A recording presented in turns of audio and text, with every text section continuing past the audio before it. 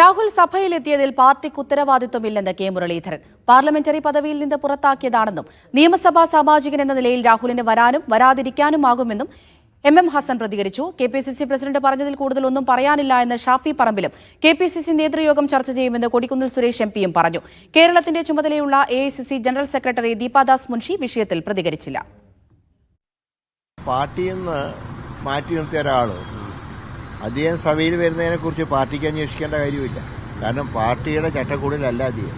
പാർട്ടിക്ക് ഈ കാര്യത്തിൽ ഉത്തരവാദിത്തമില്ല. അദ്ദേഹം ഇപ്പോൾ പാർട്ടിക്ക് പുറത്താണ്, സഭയിൽ പ്രത്യേക ബ്ലോക്കാണ്. ഒരു നിയമസഭാ സാമാജികൻ എന്ന നിലയിൽ അദ്ദേഹത്തിന് വേണമെങ്കിൽ പങ്കെടുക്കുകയോ പങ്കെടുക്കാതിരിക്കുകയോ ചെയ്യാമെന്നല്ലേ പ്രതിപക്ഷ നേതാവും പ്രസിഡന്റും എല്ലാം പറഞ്ഞത്. ഇന്ന് കണ്ടത് അദ്ദേഹം തീരുമാനിച്ചു പോയതാണ്.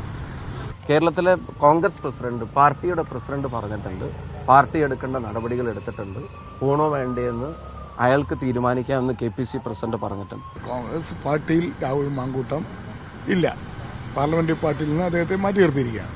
കോൺഗ്രസ് സംസ്ഥാന പ്രസിഡന്റ് സ്ഥാനം അദ്ദേഹം ഒഴിഞ്ഞിരിക്കുന്നു. ഈ സാഹചര്യത്തിൽ രാഹുൽ മാങ്കൂട്ടത്തിനെ കുറിച്ചുള്ള ഏത് ചോദ്യത്തിനും ഉത്തരം പറയാൻ നമ്മൾ ബാധ്യസ്ഥമല്ല.